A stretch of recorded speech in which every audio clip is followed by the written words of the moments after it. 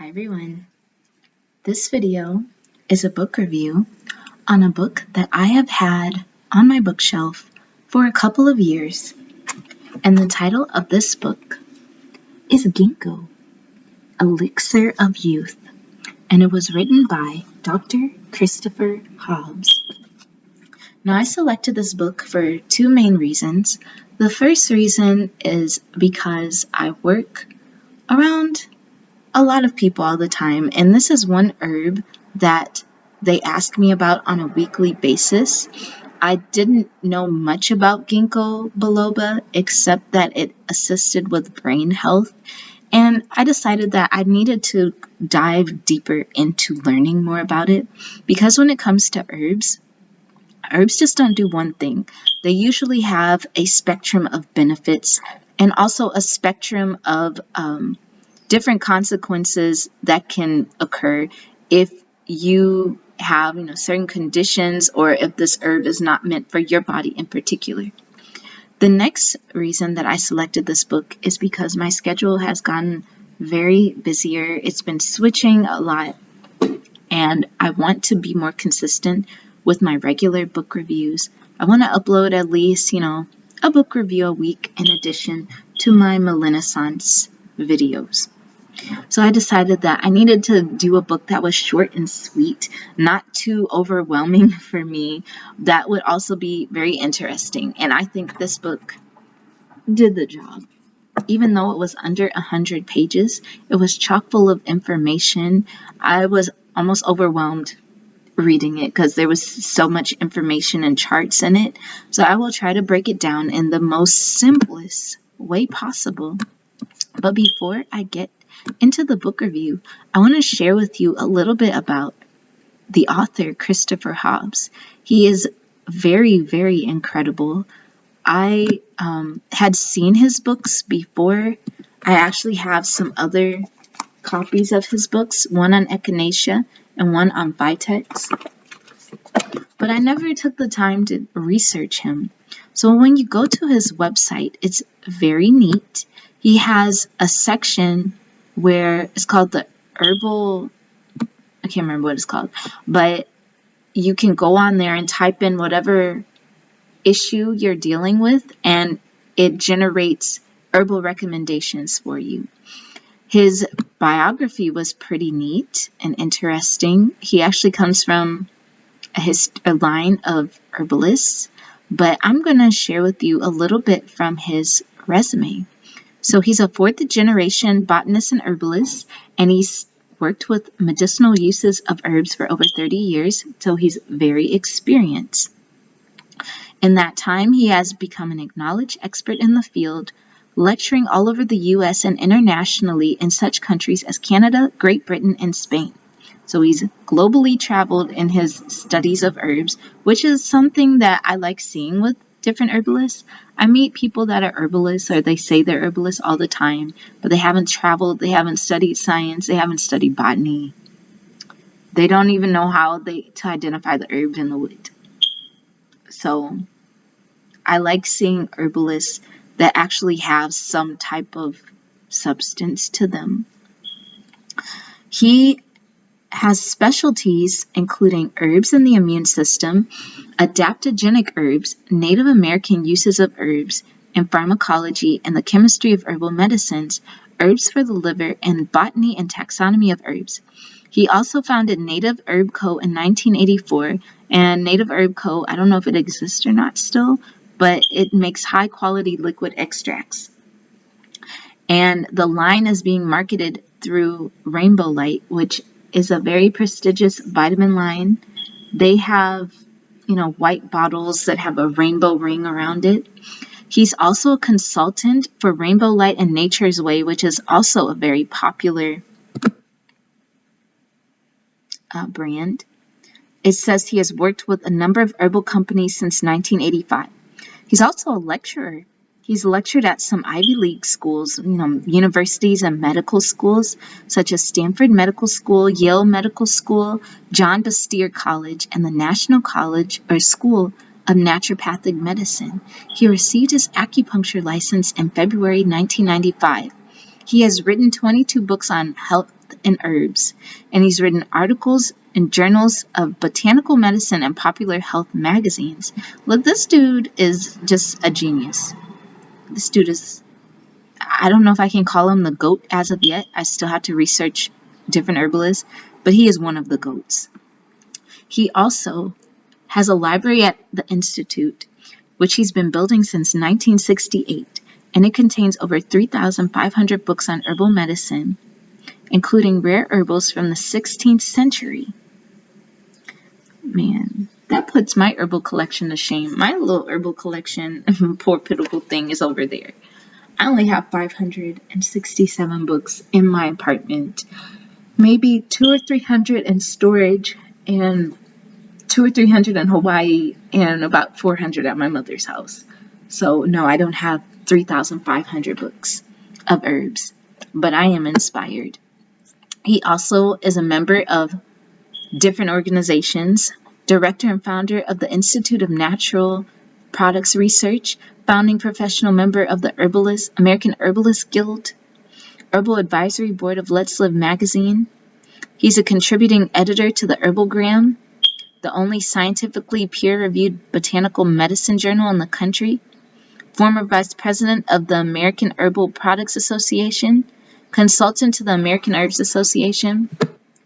So I would recommend him as an herbalist because obviously if he's respected by his peers, he can be respected by us. So this book was published in 1991. I don't know how updated it is or if he's come out with a revised edition of it. I know that the basics or benefits of Ginkgo biloba, I guess, would stand true. But as far as like the other research, like its benefits and everything, we'll have to see. In the beginning of the book, he gives a basic overview of what Ginkgo biloba does. It improves memory and brain function, protects the heart and restores blood circulation, heals hearing and vision problems, fights common allergic reactions, and helps preserve general health and vitality. I have my own little Ginkgo supplements. I haven't tasted the leaves in a tea yet, but this one is from the Now brand, and it's 60 vegetarian capsules. It is supposed to be taken 1 to 2 times a day, 1 capsule. I haven't really felt much as I take it because I'm taking other things, but I did feel some type of activity in my brain. I know a lot of people say you can't feel your brain moving or firing neuron and doing all these connections, but I literally was feeling my brain when I was taking this. I knew something was happening up there. It says that the Ginkgo tree has remained unchanged for about 150 million years, and its ancestors can date back to like 250 million years, which is pretty incredible. He considers it a living fossil. It also states that they can live to be over 1,000 years old. So some of the ginkgos that I've seen in photographs were maybe like 4,000 years old, especially in monasteries. It says that they are so hardy and strong, they can be used as a remedy for cancer, venereal disease, asthma, lung weakness, and congestion, impaired hearing, and it increases sexual energy and generally promotes longevity. Another interesting fact is that some Ginkgo biloba trees actually survived the atomic bomb in Hiroshima, and they're still producing to this day. So the saplings from there, or cuttings from the tree, are sent all over the world to promote peace and various things. But I thought that was interesting, that those trees survived the atomic bomb. Also, looking,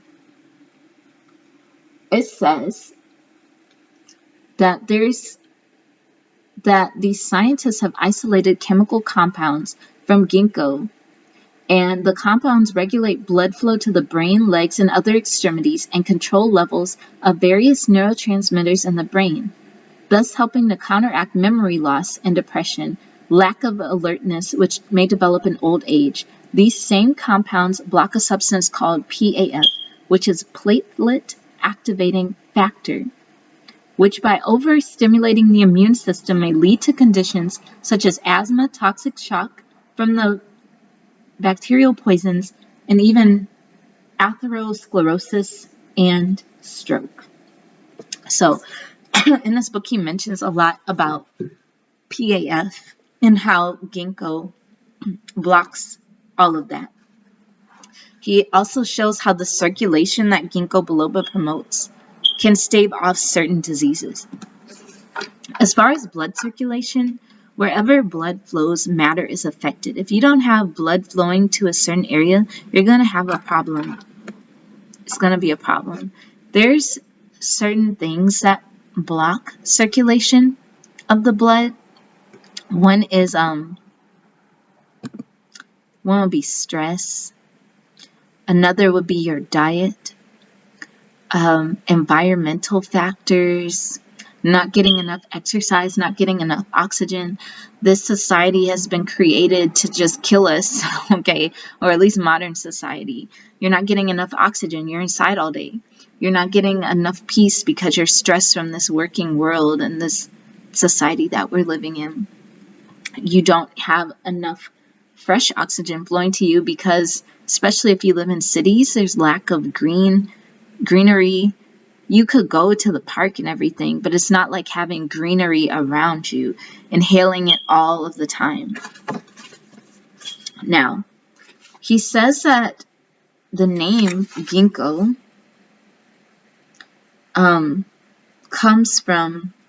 may come from the Chinese name Senkyo or Yingkyo, which is Yingyo, meaning hill apricot or silver fruit. And even though they look like apricots, they smell like rancid butter. And this is a drawing, a botanical drawing of the ginkgo plant. The Latin name Ginkgo biloba was bestowed in 1771 by Linnaeus, the famous Swedish botanist. The word biloba means two lobes, so I guess it's like these two lobes. And describes the young leaves of the ginkgo, which are distinctly two-lobed. As an ornamental, ginkgo was introduced into England in 1754. It also may come from the Japanese name Ginkyo. As for the original Chinese name, it is thought that either Camphor, who was a German traveler and surgeon, misspelled it. Of course he misspelled it. So traditional uses of ginkgo. He mentions that there's a recipe for the nuts of the fruit, but you have to be very careful with these nuts. Yeah, you have to be careful with them because they might be toxic. The raw nuts of the ginkgo are toxic, especially to children, and in this book he states there was one fatality reported from the raw nuts of the ginkgo. In the Chinese market, it's known as Pakko, Pak-ko, and it's harvested in the fall. The nuts are then cooked and used in porridge and other dishes and are considered a delicacy during weddings and feasts.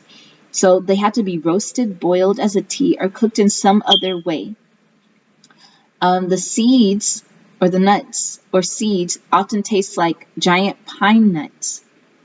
So when you're making herbs, when you're cooking them, preparing them, please do your research about which part of the herb you can use. There are some herbs you can only use one part of them. Sometimes the nuts can kill you. Sometimes the leaves can kill you, or the roots. Sometimes just inhaling the vapors of the herbs can affect you, like the yew tree. In a certain temperature or heat, like on a hot, steamy day, it can emit an aroma that can cause hallucinations. That's why witches would have their meetings underneath the yew tree. I think they would make their broomsticks from it. Identifying the herb, if you're trying to find ginkgo out in nature, please be sure to make sure that you know that is an actual plant. there was a couple that had gotten a certain herb, or so they thought. They were going to make a tea into it, an elderly couple, and they ended up dying, ended up being poisoned. Okay, so please, please, especially when you're preparing whatever herb that you're using, because you know sometimes when you have an herb in a certain form, in one form it's great, in another form it can kill you. Please be sure. If it says cook it thoroughly, cook it thoroughly. If it says take it with this other herb to combat whatever, consequence of that herb, follow the instructions. He gives a recipe for Ginkgo Nut Porridge, which is take 1 cup of rice and 10 to 15 ginkgo nuts. Cook in 2.5 cups of water over slow heat until tender. Remove ginkgo nuts. Blend rice until creamy, then add ginkgo nuts. Warm and serve. Add honey, olive oil, or butter to taste. I haven't tasted it. I'm very curious as to how it tastes. It says when boiled as a tea, the nuts are thought to be a good remedy for lung weakness and congestion, particularly coughs and asthma, because of their strengthening expectorant,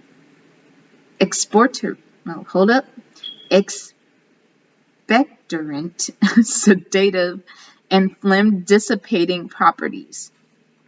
I think this is a good thing that you can use as a tea. A lot of people, when they come to me to get tea, they'll be like, mullein, I need mullein leaf, I need mullein leaf, or oregano or sea moss, and that's all they think. But now that I know about this whole ginkgo thing helping with asthma, I'm also going to start recommending that, because they just get mullein all day. I mean, mullein helps with expelling, mucus from the lungs, but it's nice to mix it with some other stuff, have some type of variety. He also has a food value and digestibility of ginkgo nuts. It's a little chart if you're interested. Hold on if I can. This is what it looks like. Okay. Herbs to combine with ginkgo, which he doesn't even put the common name of the herb. He puts the botanical name of the herb, which I'm just like, how am I supposed to know that? But for coughing, wheezing, and upper respiratory infection with yellow sputum, decoct with herba ephedra, so maybe it's ephedra, semen pruni armeniaceae, and cortex mori albi. See, I'm not even going to try. You can use it with other herbs in addition to vaginal yeast infection, which I didn't know, and frequent urination and incontinence, which I also did not know. That's pretty cool. Modern uses of ginkgo. In this chapter, he talks about the importance of proper blood circulation and how when you don't have blood circulation, it can cause so many different problems. Blood circulation, when you have it, it helps move through the vessels to all parts of the body, different nutrients such as oxygen, sugars, enzymes, and other life-giving nutrients. It also helps remove waste products out of the cells. So I noticed that with a lot of people I see that have limited blood circulation, they'll end up with like arthritis, they'll end up extra weight, and other problems because the waste aren't getting out of their body. It's just staying inside of them, decaying, and they're wondering why they're getting headaches, why they can't get pregnant, why they have joint issues. Blood circulation, having nutrients going there. When you don't have it, he says, we experience aches and pains, we get stiff, our joints start to weaken, we have trouble walking, our eyes, we start having eye trouble, because the blood vessels in the eyes. He says, what causes our circulation to diminish? And he mentioned some of the things that I stated to you earlier. So, with ginkgo, he says, ginkgo has 3 main effects in the body. It improves the quality and quantity of the microcirculation, which in turn improves circulation to all the vital tissues and organs. And he says, see page 17. In this page, there's another page he mentioned. He was talking about the vessels and the capillaries. It helps improve circulation to all vital tissues and organs such as the brain and the heart. 2, it helps stop the damage to our organs from potentially dangerous chemicals called free radicals. It also blocks the PAFs, which I mentioned earlier, the common allergic substance, the platelet activating factor. And he says that he will discuss later on the free radicals and PAFs, but you can do that on your own if you want to. He also has a little chart that talks about ginkgo improving mental health. In a year-long study directed by Sitzer in 1987, ginkgo leaf extract proved to be highly effective in treating cerebral insufficiency. They had a group of 30 patients, and they were suffering from headache, vertigo, and tinnitus. And they were given 40 milligrams or dose of ginkgo extract 3 times a day, minus 60 milligrams. They showed a very strong improvement in the symptoms only 2 to 4 months of treatments, and the patients kept on improving during the course of the year. So I would say if you have somebody in your life that's suffering from any of these things, I would probably recommend this herb for them. Especially if they have dementia and different things, but be sure that you research whatever medications that they're on, because you don't want the herb to interact with their medications in a negative way. He also has major uses for ginkgo, which I'm like, isn't that a repeat of what we just read? Okay, whatever. So, brain function, circulation disorders. It helps with peripheral vascular disease, which may cause poor circulation in the legs and make walking difficult. This is what the peripheral vascular disease does. It helps with eye disorders, such as senile macular degeneration. Another thing that helps with eye disorders I've heard is bilberry and lutein. In fact, I've been seeing a lot of lutein in a lot of eye supplements as of late. Stress support, PAF inhibitor, environmental protection, because it guards against tissues and organ damage due to environmental toxins. Senility.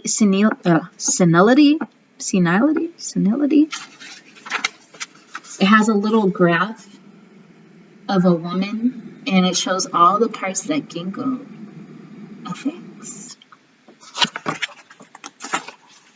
Oh my goodness. I'm trying to make this video short. I'm just overwhelmed by the information in this book. Like, this book is only 80 pages, but it is so informative that I don't want you to miss out on certain things in case you just don't feel like researching. You might not have time. He has a chart and table for it that show the results of modern research on ginkgo. So this is how the chart goes. It's the problem, the description of the problem, the dose, the duration, and the results. So let's see. Okay. Let's see for memory. Because, you might have somebody that's having memory trouble or dealing with somebody with Alzheimer's and dementia. Mental effects. This is the problem. Intellectual function, cerebral insufficiency. The description of the problem. A decrease in memory, alertness, attention, mood, and awareness. The dose that they recommended was 160 milligrams a day. The duration of the study was 12 months. The results were 58% of a group of elderly patients who took ginkgo showed improvement, while only 43% in the placebo group improved. Patients who took ginkgo showed significant improvement over those taking placebos for headaches. So let's see for eyesight, the macular degeneration. The problem, or the description of the problem, is degeneration or hemorrhage in the central area of the retina, a leading cause of the poor eyesight in the elderly. The dose for this is 80 milligrams 2 times a day. The duration is 6 months. The results are visual acuity improved, in Ginkgo group only, Ginkgo may reduce free radical damage and the possibility of hemorrhage. So, in the following chapters, he goes into even more depth about like its effects on specific things. So like he has one on brain health and how it is affected by Ginkgo. So it says by activating, wait, no, hold up. Okay. I guess it helps with abnormal blood clotting. Leakiness. Okay, I can't read this because I'm confused. I'm confused. So we're going to skip that. I apologize. So here's some photographs of Ginkgo. This is a Ginkgo tree. This one is the fruit, which he says looks like little silvery apricots but smell like rancid butter. These are the leaves in the fall, and these are the mature male leaves. He says that the best time to pick the leaves, I guess, are in the fall. He goes into some chapters on PAFs, which I'm not going to go into because it's so long. I would use this book for if you're writing an essay. Like I think this, you could use some of the charts from his book in your essay on Ginkgo, and it's really all laid out for you there. Eye disorders. The compounds in Ginkgo extract has been shown to concentrate in the eye. Now there was somewhere in this book he mentioned like the concentration of Ginkgo lasted in certain parts of the body for at least up to an hour. They still found traces of its effects there. Let's see. It can be applied topically. What? If Ginkgo extract could benefit macular degeneration, a small double-blind clinical study was conducted with 20 patients over 55 years of age who were diagnosed with senile maculopathy. 10 of the patients received 80 milligrams of Ginkgo extract a day for 6 months, while the other 10 received a placebo. After 6 months of treatment, the Ginkgo group showed a significant improvement in acuity of distance vision. It says Ginkgo's effects on the body.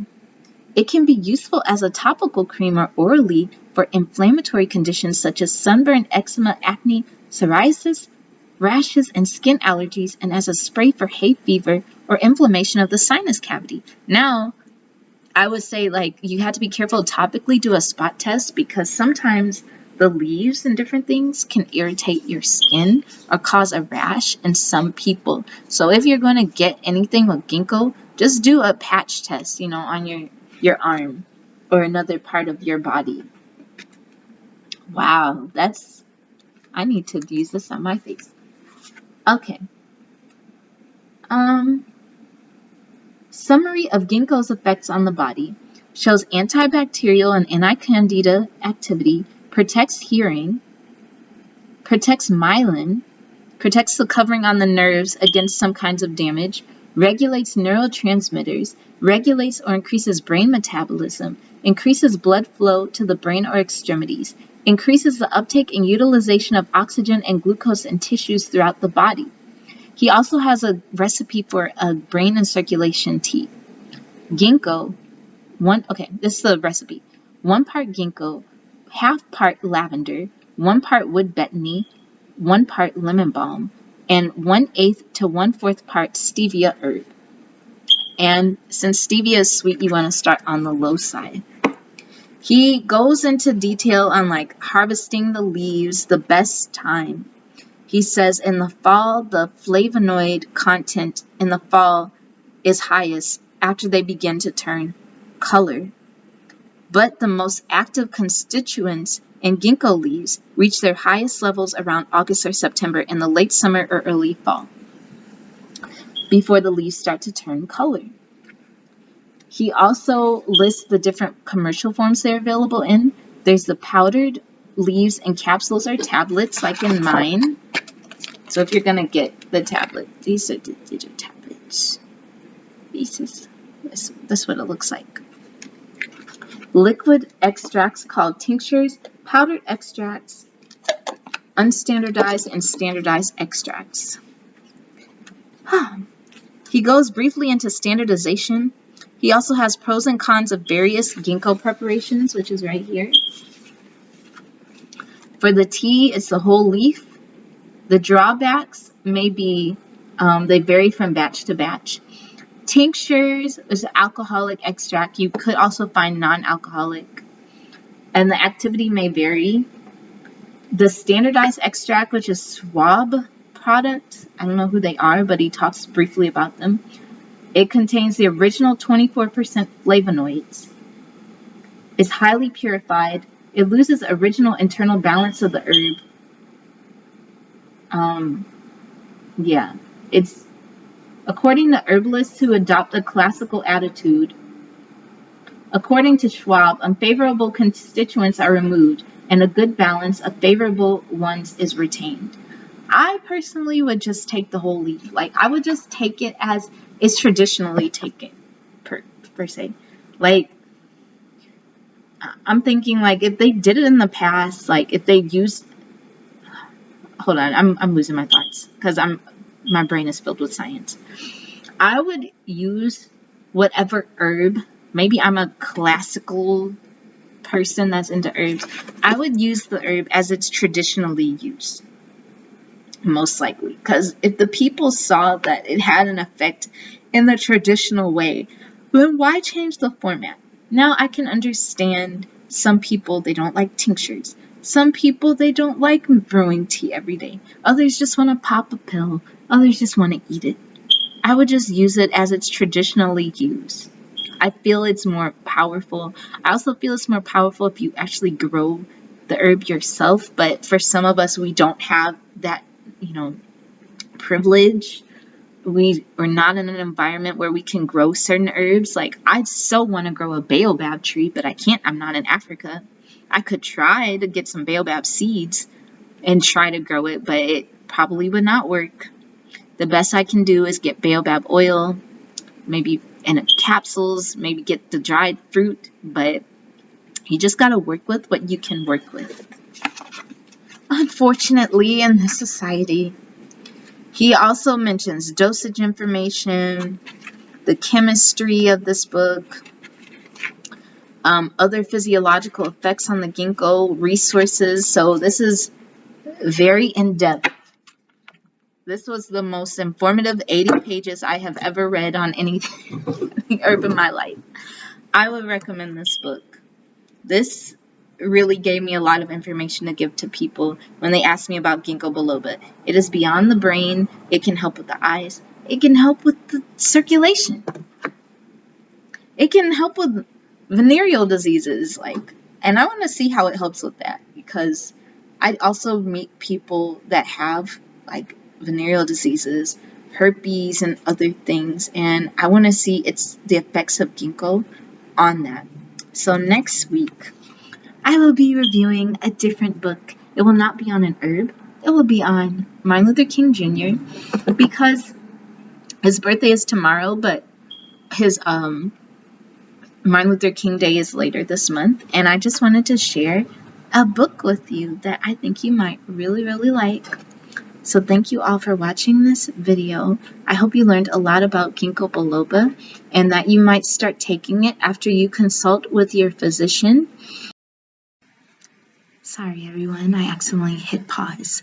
But if you're interested in trying the ginkgo, like I said, go to your physician, consult with them. If they approve of it, I would just experiment with the different types of ways that ginkgo biloba is prepared. If you feel safe making the porridge recipe, you can try that. Just be sure you cook it thoroughly. Also, if you don't want to do all that, I would recommend the ginkgo biloba in capsule form because it's already standardized. Or you could try making a nice little tea. Or if you don't want to ingest it at all, try it as a topical, like a topical cream and everything. So thank you all for watching this video. I hope you have a wonderful day and happy reading to you. Bye bye.